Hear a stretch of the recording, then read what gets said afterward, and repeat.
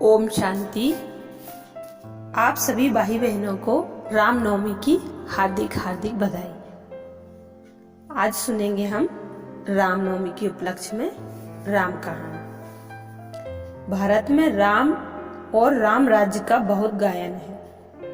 यहाँ शायद ही कोई नगर होगा जहाँ राम का कोई मंदिर न हो, और शायद ही कोई मनुष्य होगा जिसने राम कथा को ना सुना हो। परंतु आज जो राम कथा मिलती है उसे सुनकर कोई तो कहता है कि कथा में बिल्कुल सत्य ऐतिहासिक वृत्तांत का वर्णन है, और अन्य कई विचारक कहते हैं कि राम कहानी एक वास्तविक घटना नहीं हो सकती, क्योंकि जैसे सीता का जन्म खेत में हल चलाते समय एक लकीर अर्थात कूड़ से हुआ बताया गया है, ना तो वैसे किसी मानव का जन्म हो सकता है, ना इस तरह से किसी मानव का जन्म हो सकता है। और जैसे रावण के 10 सिर बताए गए हैं, वैसे किसी व्यक्ति के 10 सिर हो कैसे सकते हैं, और ना ही ऐसा हो सकता है कि कोई व्यक्ति अपना सिर 9 या 10 बार काट काट कर ब्रह्मा जी पर बलि चढ़ा दे और उस कारण से उसको 10 सिर मिल जाएं, जैसे कि रावण के बारे में कथा में बताया जाता है। इसलिए इस विचारधारा के लोग तो कहते हैं कि राम कथा एक आध्यात्मिक कथा है, एक ऐतिहासिक कहानी नहीं है। और आप देखेंगे कि भारत में आध्यात्मिक रामायण नाम से एक ग्रंथ प्रसिद्ध भी है।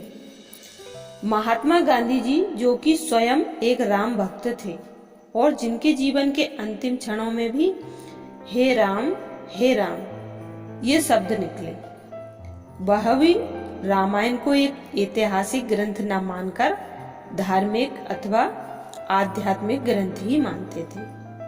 यद्यपि वे राजा राम को मानते थे, अन्य कई लोग राम कथा को एक ऐतिहासिक घटना तो मानते हैं, परंतु रामायण में वर्णित कुछ एक पात्रों के बारे में उनके अपने अलग ही मंतव्य हैं। उदाहरण के तौर पर वे कहते हैं कि रावण के 10 सिर नहीं थे, बल्कि रावण के 10 सिर उसके 4 वेदों और 6 शास्त्रों के पांडित्य के प्रतीक हैं।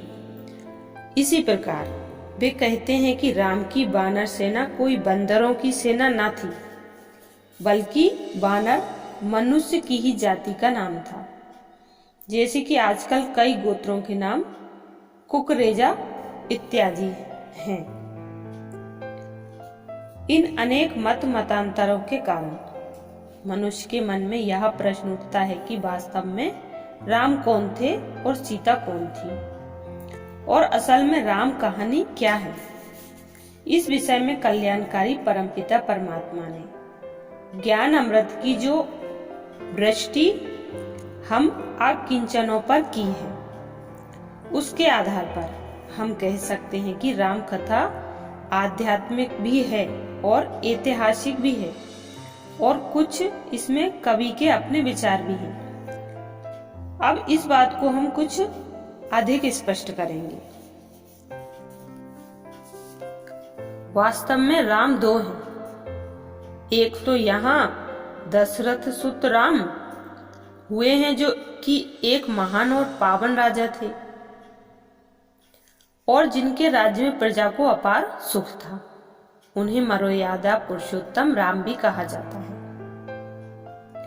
दूसरे राम वह हैं जो कि सभी आत्माओं के परम पिता हैं, परम पुरुष हैं, परम पावन हैं, देवों के भी देव हैं तथा राम के भी ईश्वर हैं, और इस कारण उन्हें रामेश्वर भी कहा जाता है। जैसे कि दक्षिण भारत में रामेश्वर नाम के मंदिर से संकेत मिलता है। परंतु राम कथा में निराकार राम अर्थात शिव के चरित्रों को राजा राम के जीवन के साथ जोड़ दिया गया है, इसलिए ही उलझन पैदा हो गई है।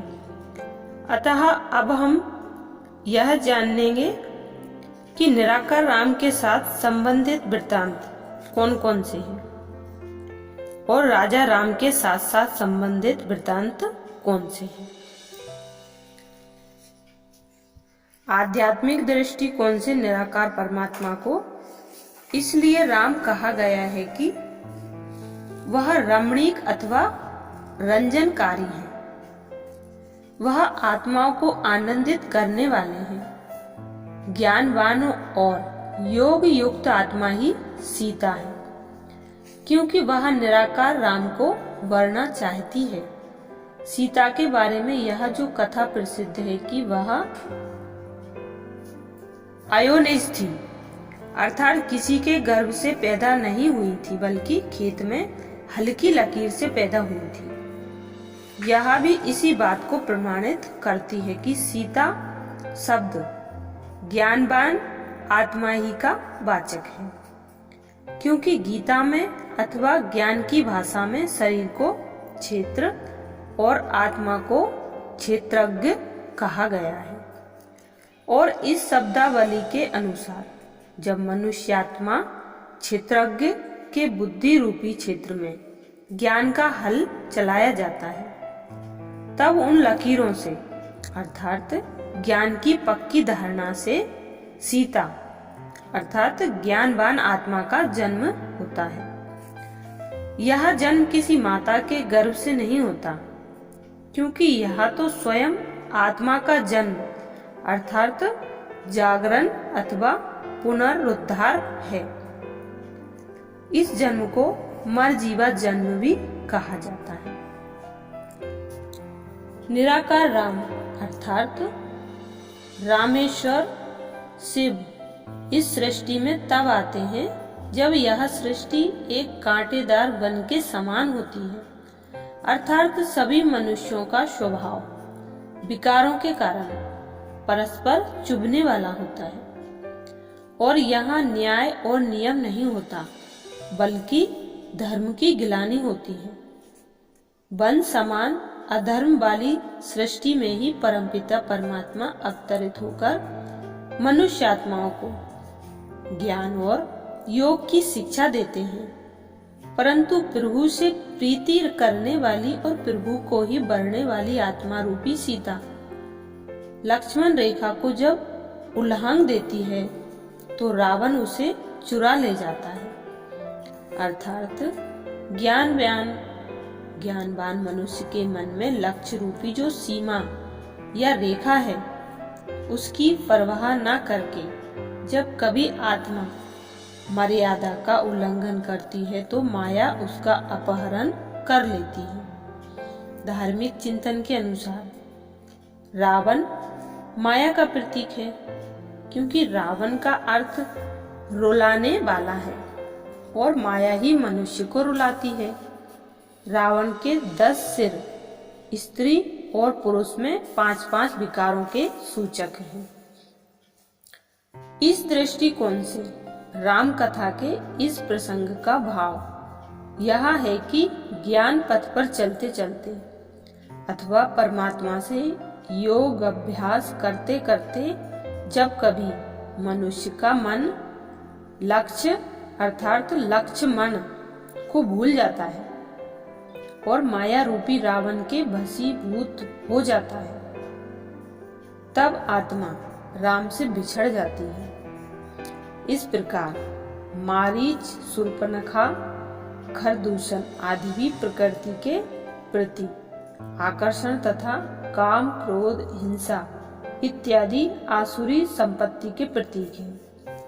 ये मनुष्यात्मा के ज्ञान यज्ञ अथवा ईश्वर योग में उसे पथ भ्रष्ट करते अथवा हतोत्साहित करते हैं, परंतु परमात्मा निराकार राम के योग सहयोग से मनुष्यात्मा इन सभी का अंत कर सकती है। निराकार राम का आश्रय लेकर ही वह विकारों के बंधन से अथवा विघ्नों से छूट सकती है, क्योंकि माया रूपी दुस्तर रावण का विध्वंस राम के सिवा अन्य कोई नहीं कर सकता। वह निराकार राम ही इस सृष्टि रूपी वन में बंदरों के समान विकारी मनुष्यों का एक ज्ञान युक्त शक्ति दल बनाते हैं और उन द्वारा इस भव सागर को पार करने तथा माया रूपी रावण का नाश करने के लिए एक ज्ञान सेतु बनाते हैं, जिस द्वारा मनुष्य आत्माएं रावण राज्य अथवा माया के प्रभाव का नाश कर देती है। निराकार राम से जब आत्मा प्रीति करती है अथवा उसके लिए जब पवित्रता का व्रत लेती है और उस राम से ही मिलने के लिए पुरुषार्थ करती है, तो आत्मा को अग्नि परीक्षा से भी पार होना पड़ता है। अर्थात योगिन आत्मा के मार्ग में कई परीक्षाएं और कष्ट भी आते हैं, परंतु आखिर एक दिन उसकी सच्चाई सच्चाई ही के रूप में निखरती है। सच्ची राम कहानी का यही सार है। यह आध्यात्मिक भी है और ऐतिहासिक भी है, क्योंकि यह सच्चा वृतांत है कि पहले भी रामेश्वर परमात्मा अर्थात शिव ने अवतरित होकर मनुष्यात्माओं को माया रूपी रावण से मुक्त किया था।